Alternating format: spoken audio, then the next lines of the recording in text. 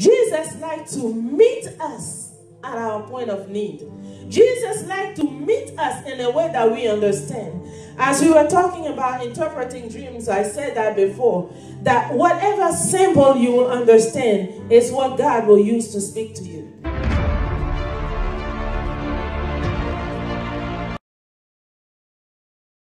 We're going to read Revelation chapter 2, verses 8 to 11.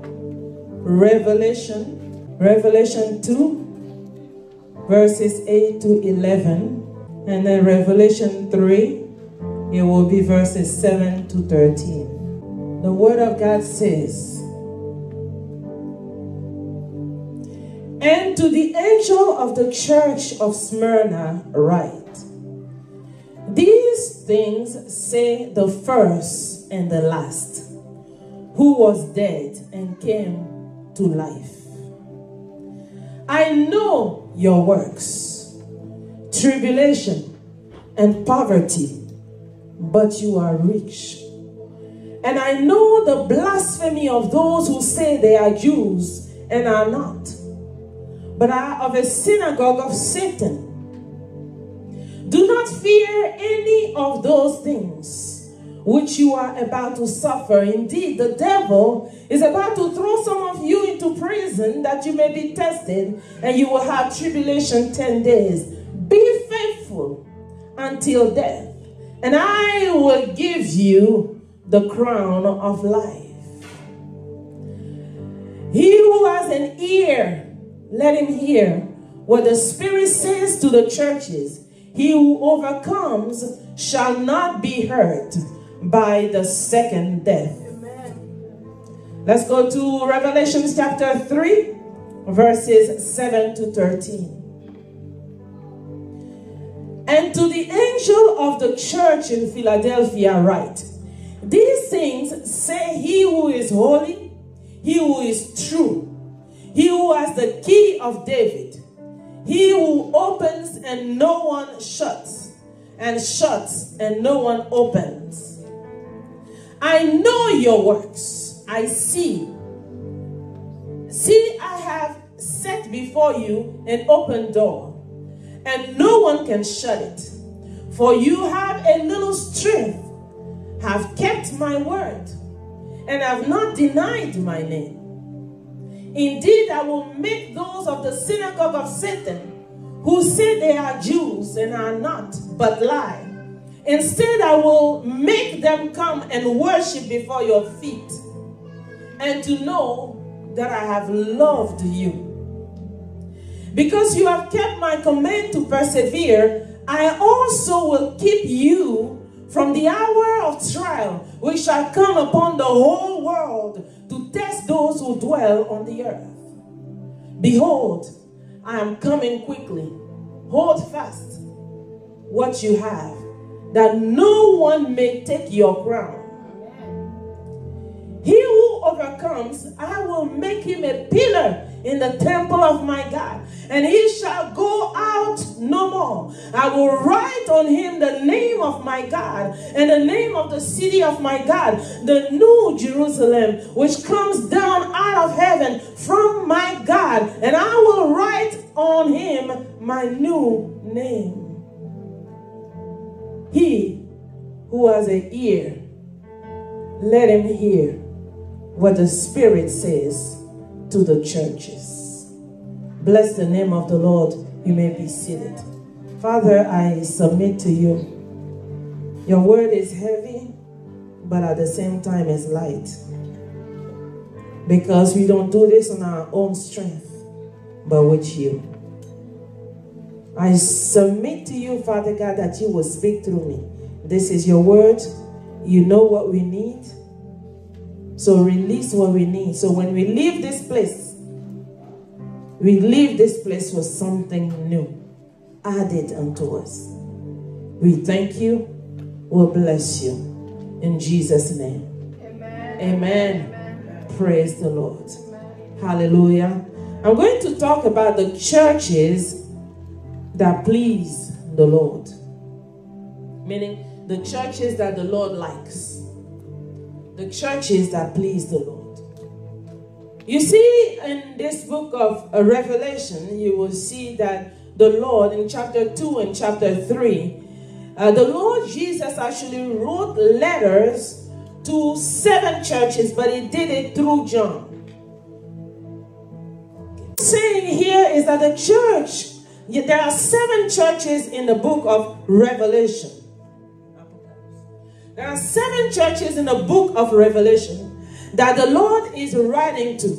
And even as he writes those letters to those 7 churches, there's a pattern. There's a way he does that. One way he does it is he introduces himself. Okay? And after he introduces himself, he tells the church, I see what you are doing. So the good and the bad. Once he says, I see what you are doing, he also tells them what is bad, what he is not liking in that church. And even after he does say what he doesn't like in the church, he makes a promise. So this is a pattern for all the churches. And from the 7 churches, what happens, there are 2 churches that Jesus does not blame at all.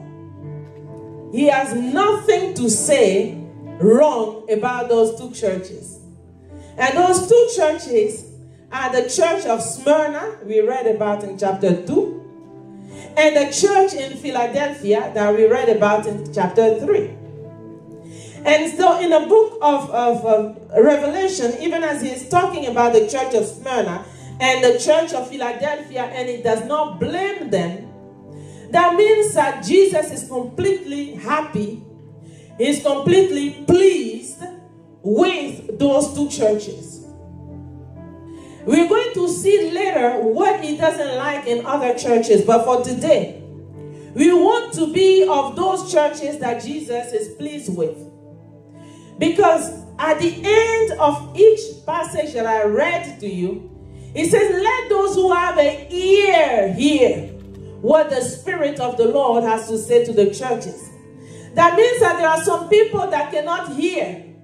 We don't want to be like those people that cannot hear. We want to be those people who hear, meaning who actually do what the Lord is telling them to do.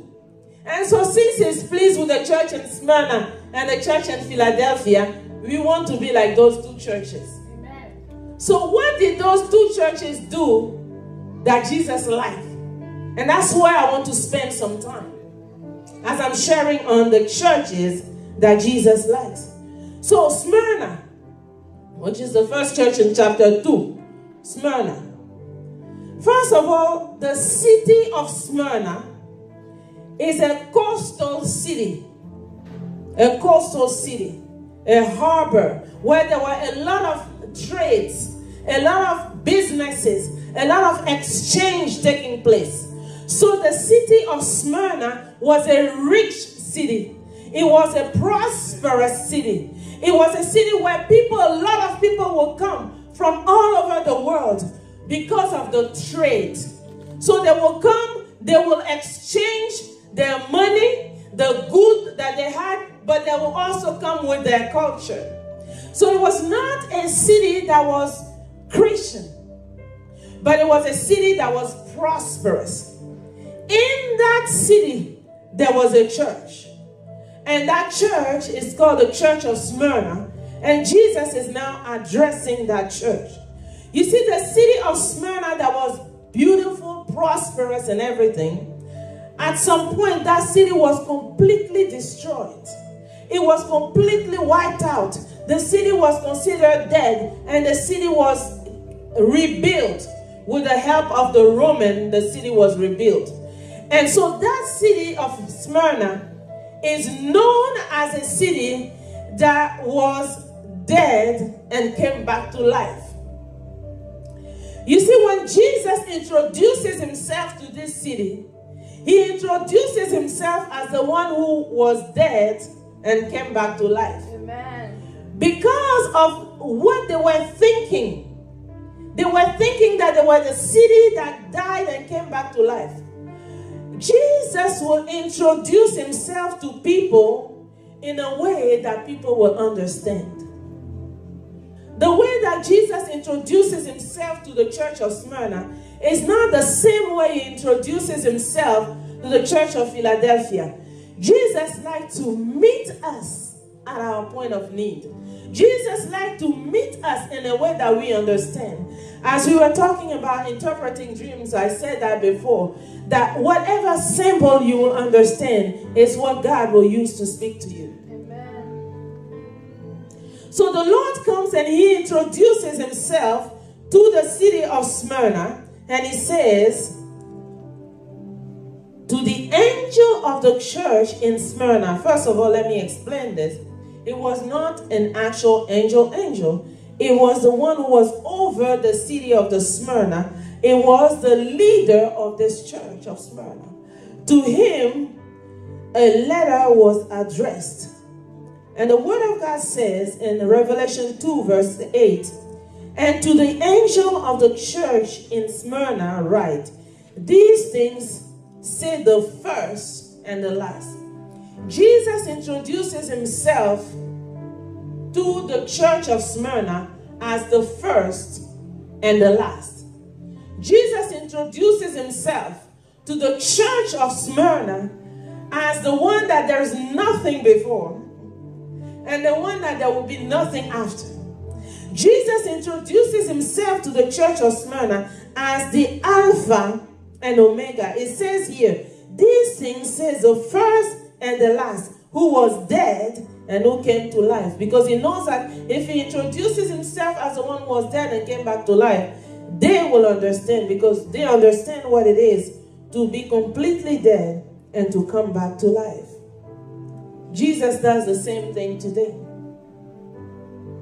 There are some people that Jesus will use to talk to the drug addict because they can relate. There are some people that Jesus will use to talk to the prostitute because they can relate. There are some people that Jesus will use to talk to the people who drink alcohol because they can relate. So Jesus knows what language, what imagery, what symbol to use to talk to you so that you can understand. He does it for us today. He is the same yesterday, today, and forever. So when he talks to the church of Smyrna, he says, I'm the Alpha, I'm the Omega. He says, I'm the one that died and came back to life. You see, Jesus is telling them that even your city that you say came back to life can be destroyed again. But for me, I will never be destroyed. I'm alive and I stay alive. Everybody else that was resurrected, like Lazarus, those died. Where is Lazarus today? He is dead and gone. Everyone that was resurrected in the Bible time, they are dead again, gone. The only one that is alive, that is living, is our Lord and Savior Jesus. He says, I'm the Alpha and the Omega. He says, I'm the God. He didn't say I'm the God in this passage, but he says here in this passage that I'm the one that died and came back to life. When he introduces himself to the church of Philadelphia, that's in Revelation 3:7, he says, again, he speaks to the leader there. He says, he speaks to the angels, small a and everything. These things say he who is holy. So Jesus introduces himself as the Holy One. If you were still wondering who Jesus was, he is introducing himself here. He is the Holy One. He is the one that is set apart. That's the Holy One. Set apart. He says he is the one that is true, meaning he is truthful. Jesus does not pretend. We human beings know how to pretend. Jesus does not pretend. Jesus is true. Whatever he says he will do, that's what he does. He's not a man that he should lie, nor a son of man that he should repent. Jesus is true. He said, these things say he who is holy, he who is true, he who has the key of David. When he talks about who has the key of David, he knows that this church will understand. Let's go to Isaiah 22:22, please. Isaiah 22:22. The Lord knows he's referring to the messianic promise that was given in Isaiah 22:22. The word of God says, the key of the house of David I will lay on his shoulder. This is when a promise was made about the Messiah. The key of the house of David I will lay on his shoulder. So he shall open and no one shall shut. And he shall shut and no one shall open. This was back in Isaiah 22.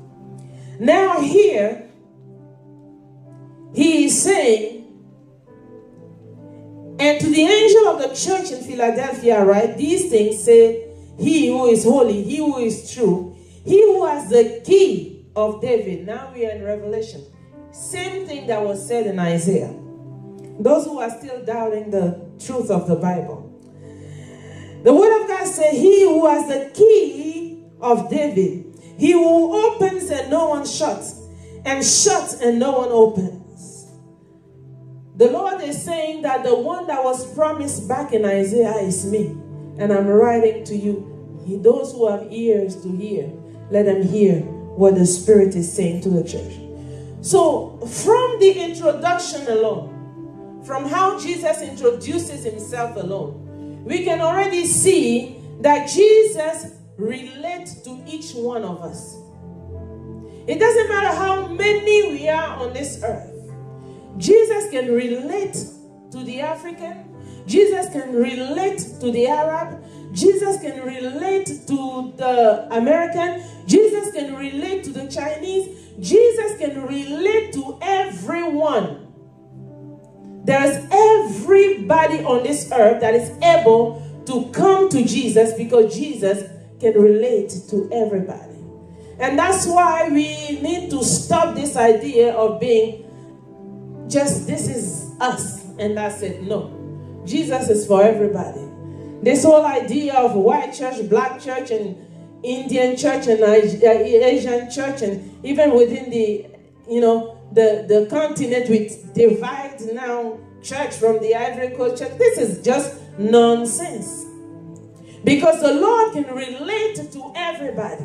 He died for everyone. When he speaks to the church of Smyrna, he knows what to tell the church of Smyrna, so the church of Smyrna can trust him. When he talks to the church of Philadelphia, he knows what to tell the church of Philadelphia, so the church of Philadelphia can trust him. When he talks to Rapha World, he knows what to say to Rapha World, so that Rapha World can trust him.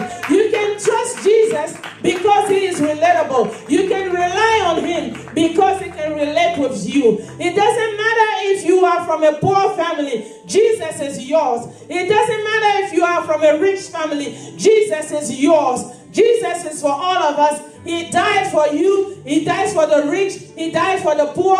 He died for all of us. And all of us should stand to our feet and glorify the King of glory, who is worthy to be exalted. He is God all by himself. He has no equal. He has no rival. He can relate to all of us.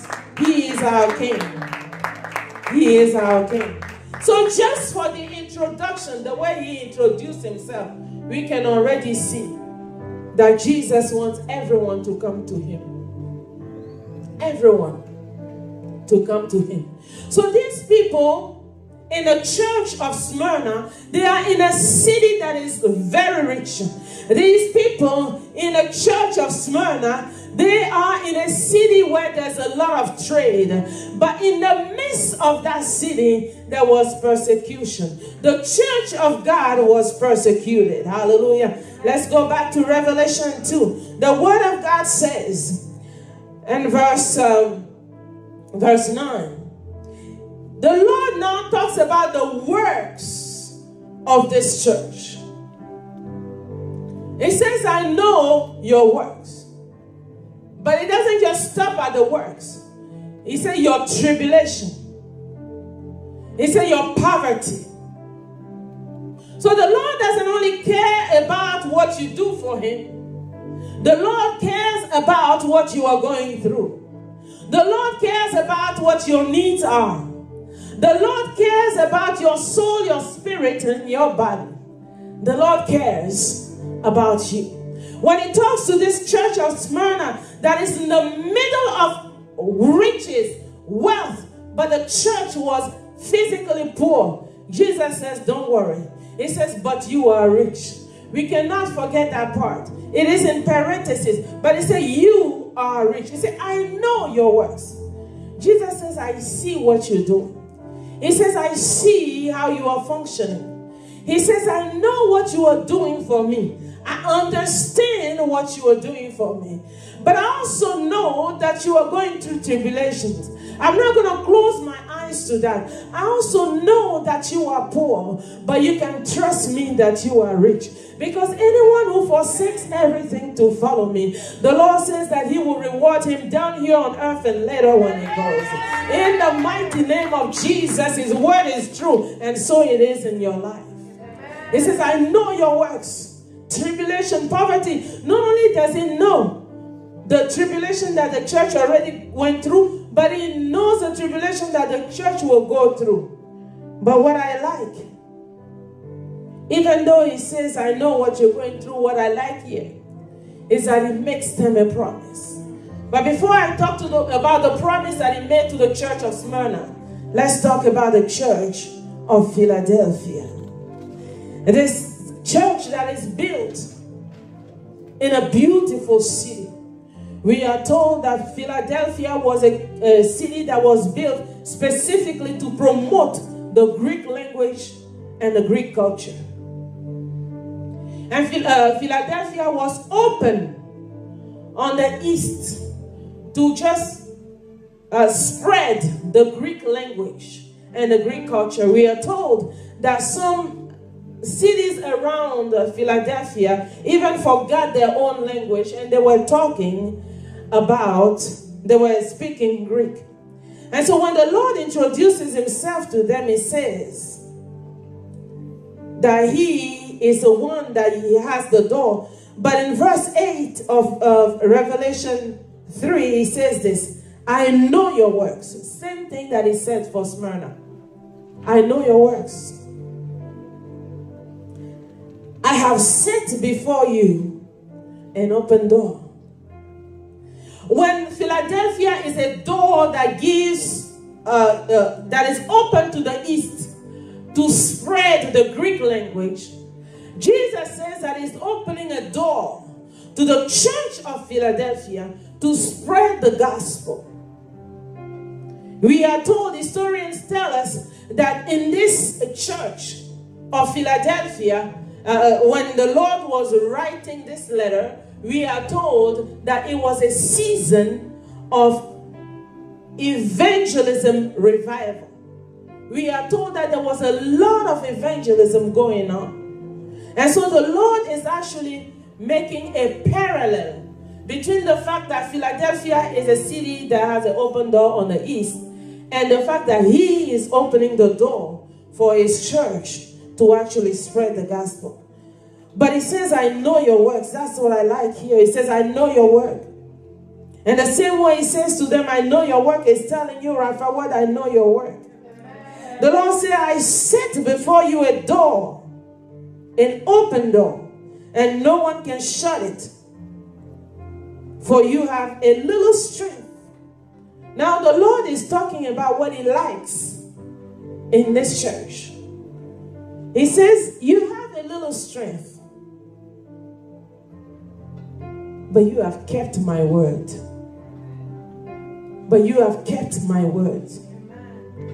It's not because you are all strong. No. You are small, but you have kept my word. You have a little strength, but you have kept my word. And you have not denied my name. You see, they could have easily denied the name of the Lord, especially the church of Smyrna, and I will go back to that. They could have easily denied the name of the Lord because of what they're going through.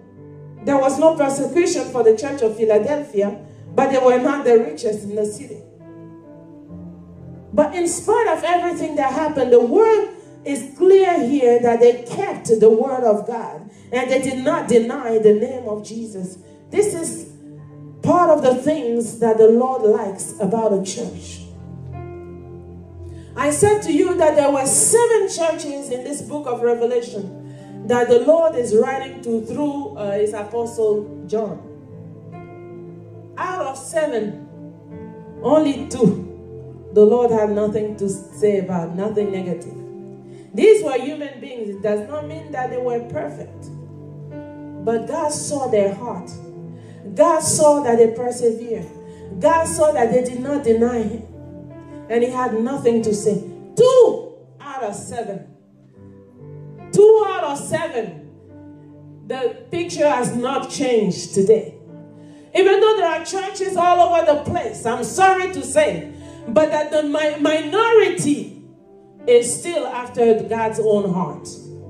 It is a fact.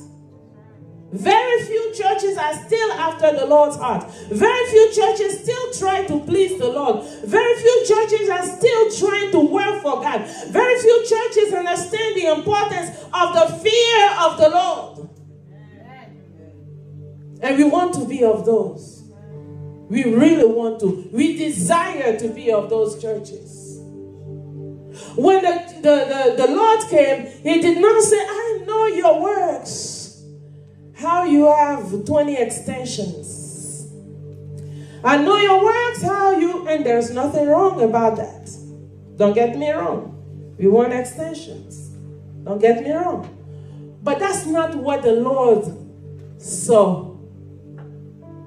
There's nothing wrong about getting big churches. There's nothing wrong. But that's not what the Lord saw. There's nothing wrong about being rich and wealthy. There's nothing wrong, but that's not what the Lord saw.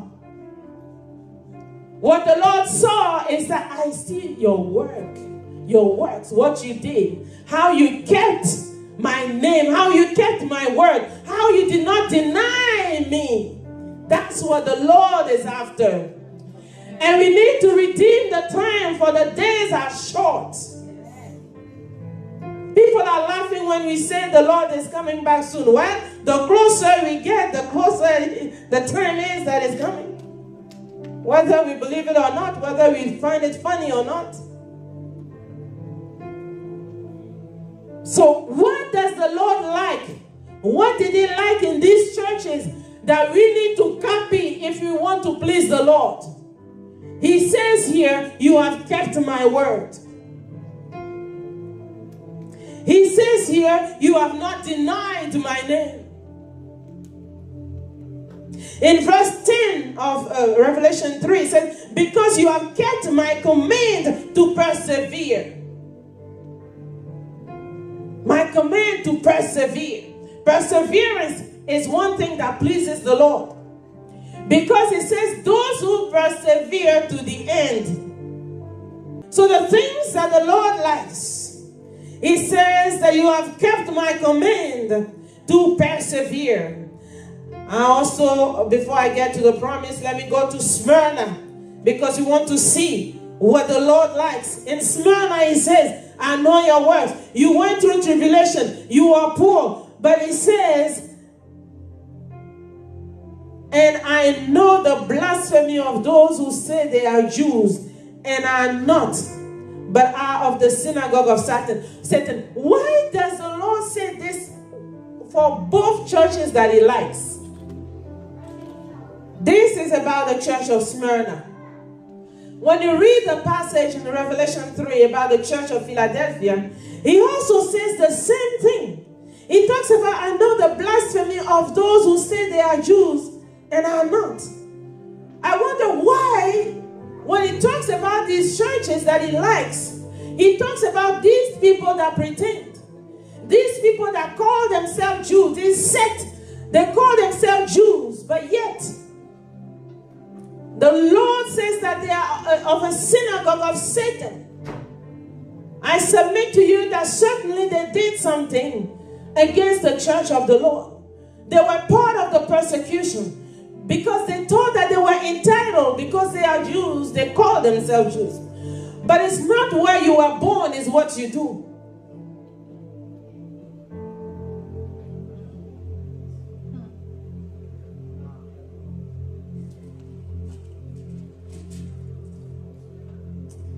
Hallelujah. No need to repeat that one. Hallelujah.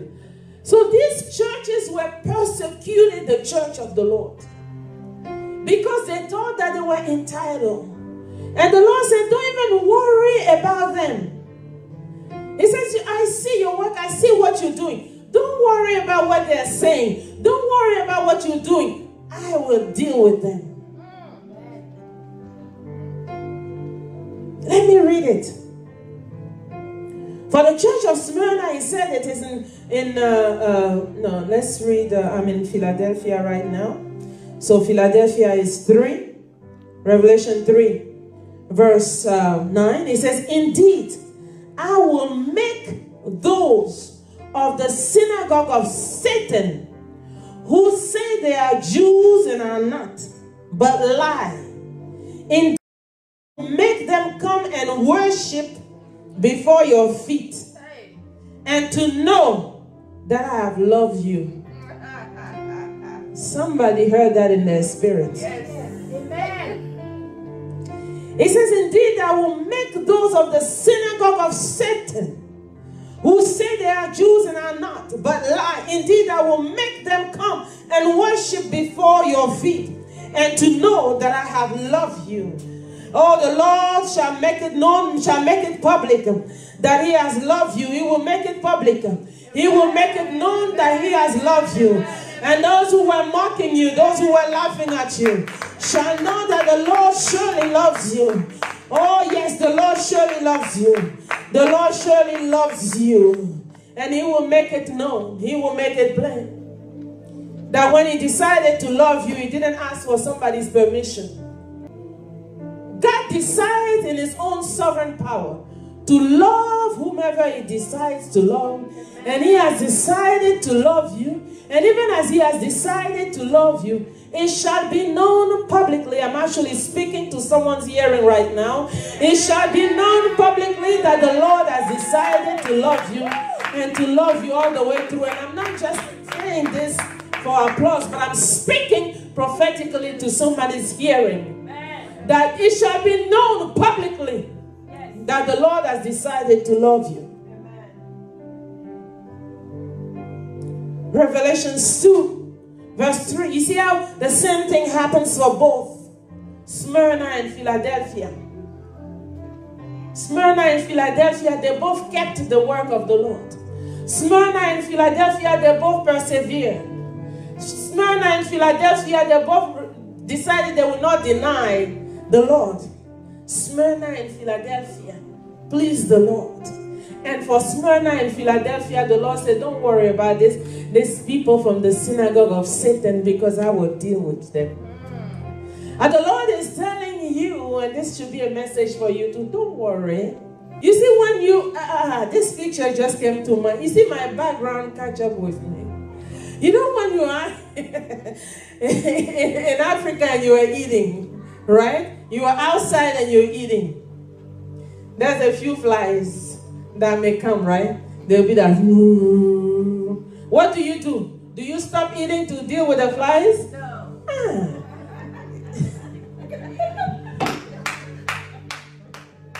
Right? While you are eating, amen. Hallelujah. Jesus says, this church, these people of the synagogue of Satan are like those flies. Keep on going. Keep on going. Praise the Lord. So it says, Revelation 2. I'm going to start again with chapter 10. No, let's go to 9. Chapter 2, verse 9.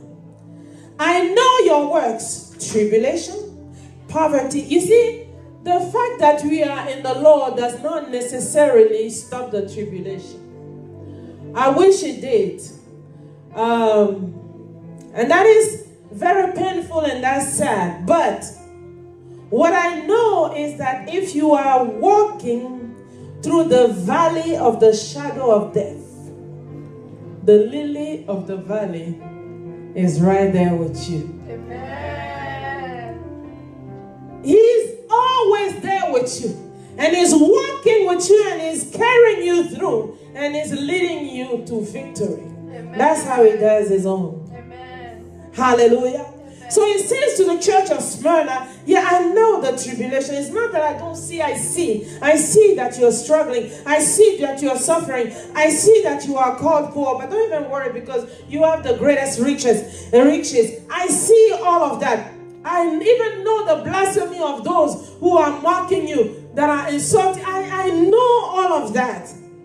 But verse 10, do not fear any of those things which you are about to suffer. Indeed, and he talks about what the devil will do. But I don't even want to waste time there. Because what the devil will do, God will be there with us. Amen. The word of God said, at the end of verse 10, he said, be faithful. All I'm asking you, says the Lord, is be faithful.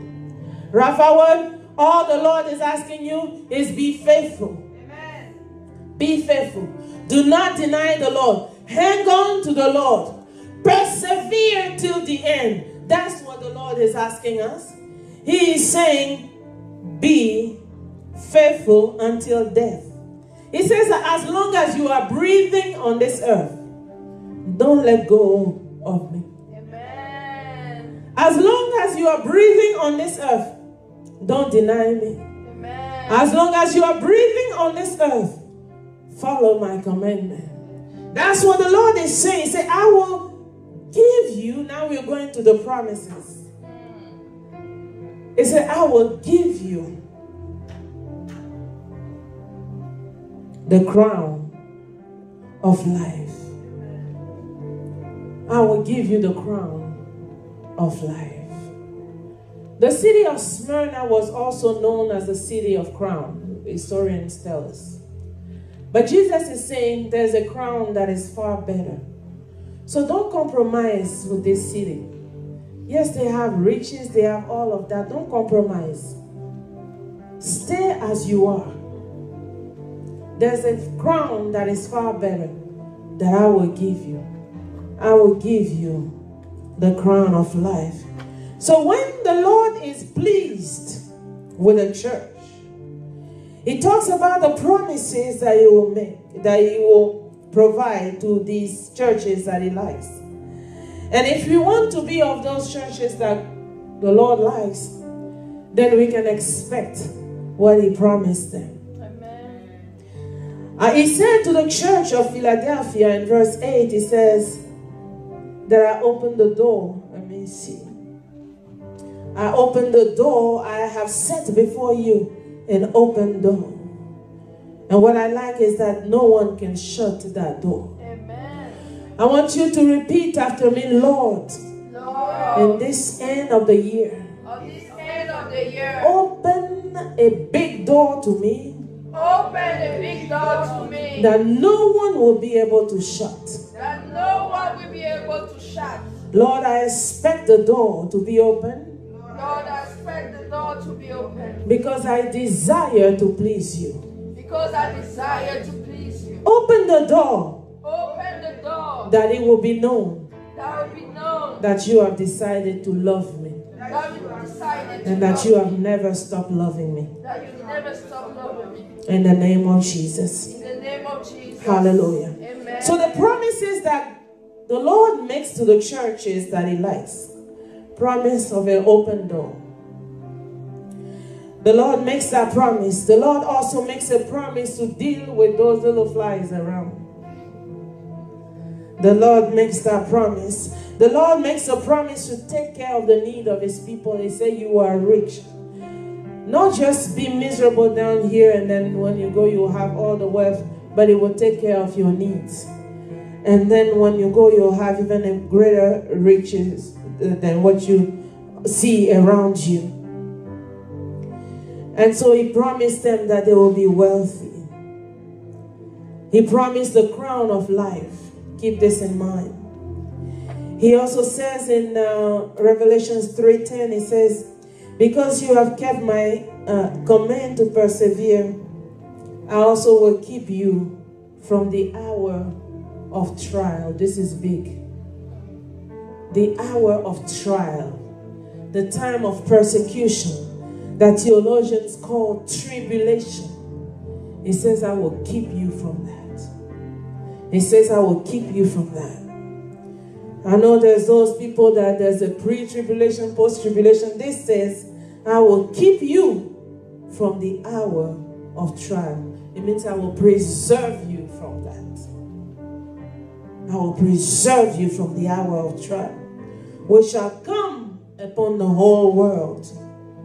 If people are still doubting it, it's written. As a matter of fact, it's written in red because it's the word of the Lord.